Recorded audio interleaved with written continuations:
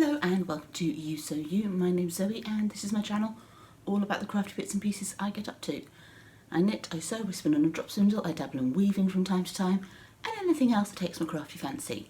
But today we are talking about how I have modified the Flax Light into this cardigan. So grab a brew, put your feet up and let's get started.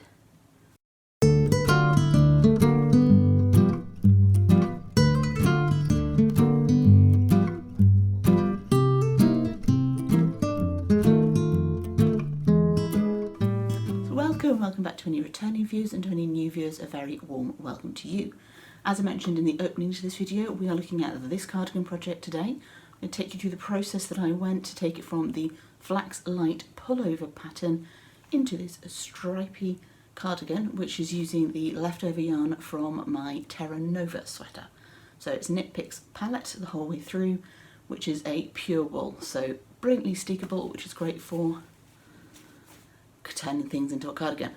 So without further ado, let's take a look at what I did to modify this pattern to make sure that the stripes match up as perfectly as possible and to turn it into a cardigan. Okay, so I'm working on my Flax Light and I've got past the point where the pattern has you separate for the sleeves and the body. Now when you separate for the sleeves and the body in normal patterns and in the Flax Light pattern, you cast on stitches under the arm for the body, and then when you come back to work the sleeves you pick up stitches along that cast on edge. But because I'm not actually physically separating until I've knitted the body and the sleeve, I had to do things a little bit differently. So here we've got my cast on edge and there's the rest of the shoulder coming upwards, but it's still all attached. I'm going to be steeking it at the end. So the way you do it, here's my little steek panel, is you need to read ahead in the pattern and you need to read ahead carefully. I did get caught out by one little bit, I'll get to that in a second. So first of all you need to know how many stitches the pattern's asking you to cast on under the sleeve, under the arm for the body. Then you need to know how many stitches you want for your steek panel. It needs to be an odd number of stitches. I personally like to do 7, some people do 5. But yeah, it needs to be an odd number. If it's colour work, you're going to be alternating the colours.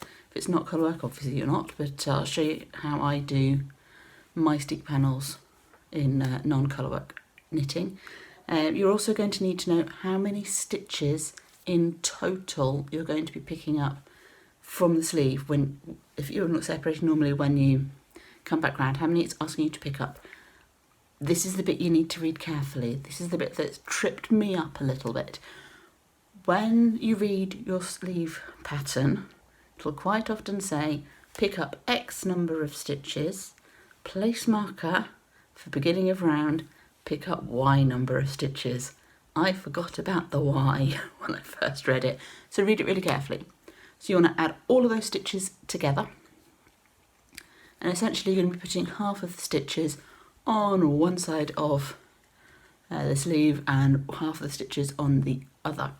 So if you're picking up, say, 10 stitches on for the body, you want 5 of those stitches on either side of the sleeve.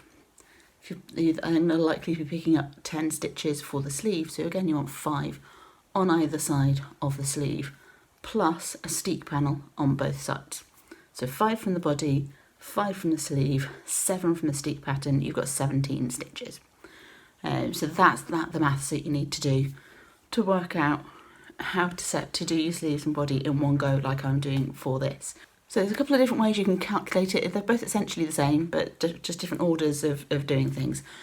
So there's going to be a little bit of algebra popping up on the screen here. We're going to call our body stitches B, we're going to call our sleeve stitches V, we're going to call our steek stitches S, and our cast on stitches are going to be X. So one way to do it is B plus V, which is going to give us Y. Y divided by 2, which is going to give us Z, and then Z plus S. That's going to give you your total number of cast on that you can do. Your other option is you can divide your body and your sleeve stitches first. So half B plus half V equals Y. Y plus S equals X. Either way is fine.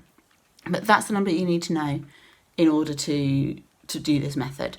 So once you get to the point of separating the sleeves, that's the number of stitches you're going to cast on. You're not going to put anything on hold, you're just going to cast on.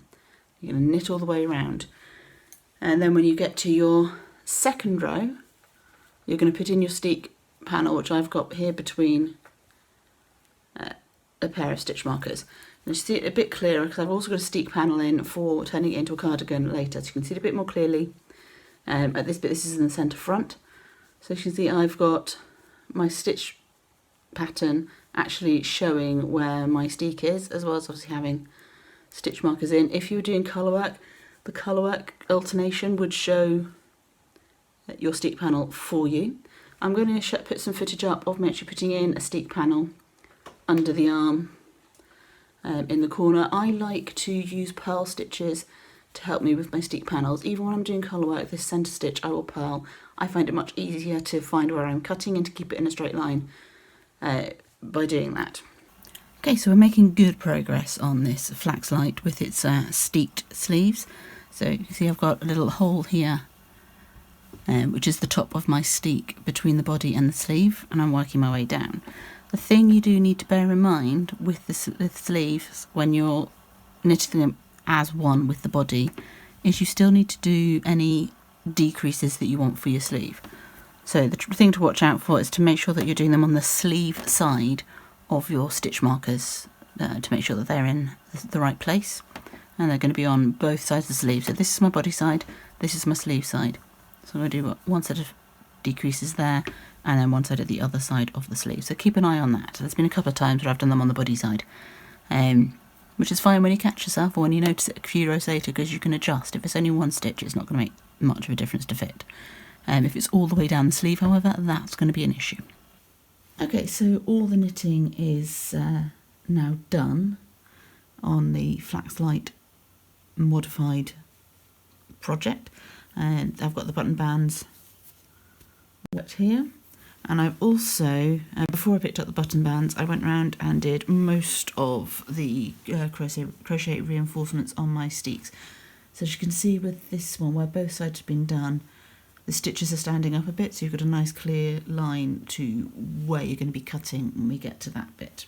I've still got one to do, so I've got this one here to do. So I just thought I'd show you before I do it the difference between the stitches standing up and not. So you can see the one that's been done, the stitch is standing up, and the one that hasn't is still nice and flat. I'm going to be attaching the yarn to do this reinforcement between these two knit stitches. I take one leg from the first knit stitch and one leg from the second knit stitch to work my crochet reinforcement, and I get this effect with it. What you want to be doing is making sure you're taking one leg from two different stitches rather than just reinforcing around the one stitch. Now, so I'm going to attach my yarn there and work that reinforcement, and then we'll come back and do some cutting. I will obviously link to a video that I've already done where I show the crochet reinforcement in a bit more detail, and how I actually go about steeking up on the screen for you to go and check out once you finish watching this one. Okay, so I'm coming to the end of this crochet reinforcement. I am just working chain stitch into those two legs, so across the two stitches, to hold them together, just so that nothing shifts around once I cut. This is very woolly wool. It is going to stick together quite well. It is going to felt quite easily, so this is just an extra bit of reassurance and added neatness to the cut. But yeah, the idea is to stop the yarn from unravelling, which is going to be more of an issue on a slippy yarn like a superwash or something, so I'd want something a little bit more robust as the reinforcement for that. Yeah, we're nearly done with this, and then we can cut the steek stitches up the middle and turn this tube into an object with sleeves. And then I can wear it.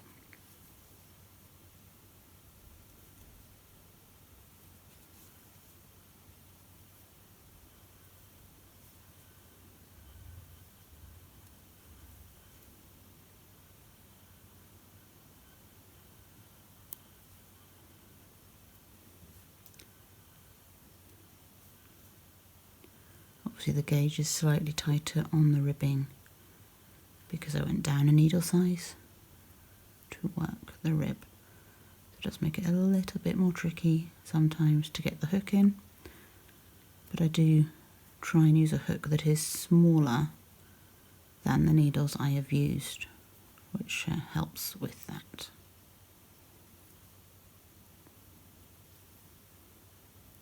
You see I've got stitch markers on the bottom of my Steek panel.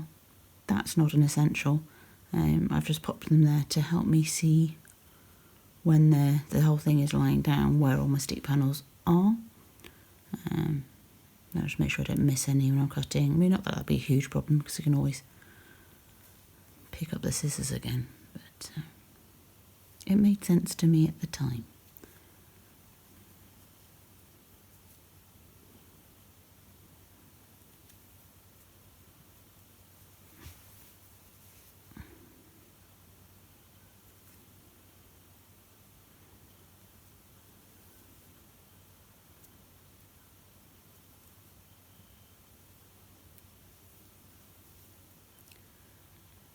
Okay, so just coming to the very end now.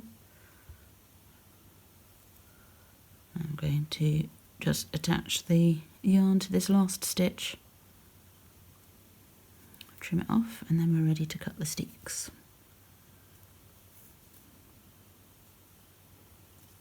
I like to do a couple of extra chain stitches at the end. It's totally unnecessary, it's not an essential. I just find it helps me when I come to finish the ends off and that kind of thing, and it makes me feel a little bit more secure. And when you're about to cut your knitting, if you can do anything that makes you feel a little bit secure, that's not a bad thing. Okay, so we're now ready to cut up the Steek stitch. Now, you might remember that I worked a purl stitch in the middle of my Steek stitches. It's the purl stitch that I'm going to cut. And what I'm going to be making sure is that I keep the fabric that I'm cutting away from the other side of the sweater as I cut it. So I'm going to be cutting through the ladders that appear in the purl stitch. I'm going to go slowly, just using the tip of my scissors a little bit at a time, and holding those stitches apart with my hand that's underneath as I go.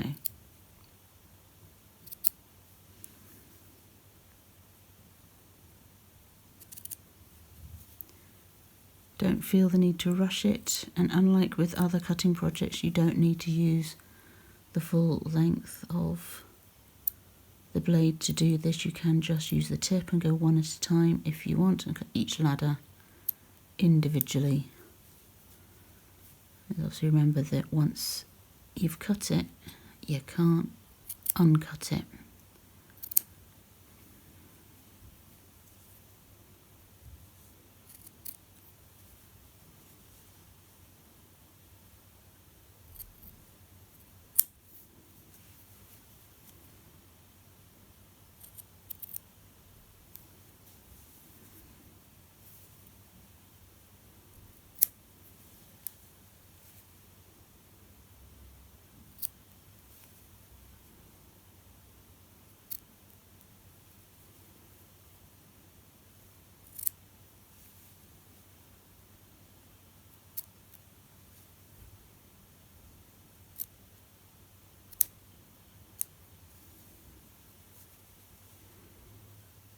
So just take your time and work your way up the stake.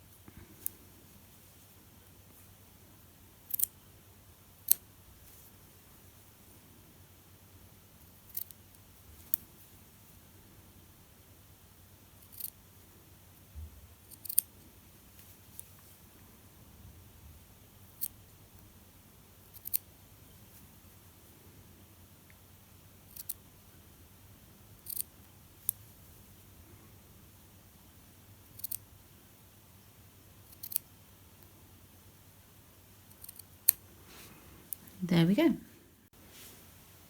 Okay, so I've separated the sleeve from the body on both sides. So the next step is to seam together the underarm and the side seam. I'm going to be using mattress stitch and doing my best to match up the stripes properly. I will put on the screen a link to an earlier video I did showing mattress stitch in detail when I was seaming up a sweater for my partner. And then we'll have an actual proper sleeve that I can put an arm into, so that's a plus for a garment. And I'll do the same on the other side. Yeah, use the seaming stitch that you prefer. I find mattress stitch to be quite effective, and it disappears quite nicely into the fabric, which when you're trying to match stripes is going to be quite useful. So next time you see this, it will have 2 sleeves. It might even be open at the front. We'll see how far I get. So here's the finished item. I'm really pleased with how it's turned out. I'll put a little twirl here for you. And by pure accident, the colours have actually managed to place themselves in a really flattering way, to the point where I have this darker stripe here that falls around my natural waist, which accentuates that it's my waist, and the darker, richer colours are towards the top. The paler, more pastel colours are more around my hips. My hips and my bum are my biggest part, so it actually creates an optical illusion, sort of evens things out a little bit, which is a pure accident, because hey, I'm just the shape I am. So yes, really pleased with that. It's a good length. Having knit it to the same length as the sleeves in the body, it's actually turned out a really good length for me. I like where it sits on my bum. When I sit down on a comfy chair, I do have to undo the bottom buttons just so that it doesn't all bunch up, but I think that is partly because I've put the ribbons on the back of the button bands. Now, the reason for this is twofold.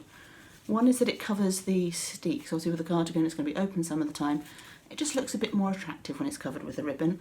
It would felt, if I left it alone, it may well felt underneath it, so the side seams are going to felt by themselves. But I didn't want the cut edge front and centre as I'm walking around. I rarely will do a cardigan all the way up to the top. So it makes that look a bit pretty, makes the back of the button band a bit more attractive, and it should stop, well, it will stop the button bands from stretching out of shape because the ribbons are woven. They're not the stretchy fabric of the rib from the front. So really pleased with how it's turned out so far. I have had to go with slightly mismatched buttons. I didn't have a set of enough that coordinated, but I actually quite like the effect. These are wooden buttons and they're covered with resin and they've all got different patterns on. So if I can move a little bit closer to the camera. So we've got this one at the top. This is the only one like this. This one will rarely be closed. So I thought that's not going to be seen most of the time, so it doesn't matter too much. Then I have 4 of these ones, which are very, very pretty. And my favourites, I only had 3 of. So I've alternated these 2 the rest of the way down the cardigan. So yes, I would recommend doing this again for creating perfect stripes. You do get a bit of a seam line showing, if you look closely on the underarms and the side seam, more the underarms than the side seam, to be fair, and that's largely because of the bulk created by the steek. So obviously there's less ease in the sleeve than there is in the body, so it just shows up a little bit more. But that's fine, I'm used to seamed sweaters, that's how I learnt to knit garments, and I sew, so seams are not an issue. So yeah, really pleased with it. I would recommend doing it. I would recommend doing it with leftovers of woolly wools. You can steek superwash, you can steek acrylic. It's just that the preparation of the steek is a bit different because they're slippier yarns. You don't want to be using a sewing machine for security on those steek reinforcements, and that's just going to be a bit fiddly when it comes to the steek under the arm. It's not impossible, there is enough room. You just also want to make sure you're going through the correct stitches and not through the ones you're going to cut or the ones that are going to be part of the main fabric. I haven't steeked with a sewing machine myself, but I know it can be done, and that would be my recommendation for slippier yarns. Yes, Leo. So this is going to get a lot of wear. It's already been worn a bit since it's been blocked. I blocked it before I put the ribbons and the buttons on. but I picked up the button bands before I steeked it, as you'll have seen in the extract. So you're probably going to see this again through December a fair few times as I do a Vlogmas-esque vlogs. So I'm bundling days together, so it's going to be a recurring sweater. It's the only hand knit sweater I've got in this length. It's the only cardigan that I've got in this length. So yes, it's going to be worn a fair bit. So you'll see it time and time again, and yeah, really pleased, would recommend. And I hope you find that interesting and useful. Now, if you've enjoyed spending time in my company today, do all the stuff down below that the YouTubers tell you to do. I aim to put a video up every weekend with either a roundup of what I've been working on the previous month or more project-based, skills-based videos like this one. And in between times, through the month of December, I will be putting up compilations of things that I filmed during the course of the week for Vlogmas, rather than doing daily uploads. I'm bundling them together, probably as weeks, possibly as a few days. We'll see how much footage I get at a time. And so yeah, by all means, check those out. I'm dabbling in shorts as well. Very new to shorts, so we'll see how long I keep that one up. And I'd love to see you in the next video. So until then, happy crafting and bye-bye for now.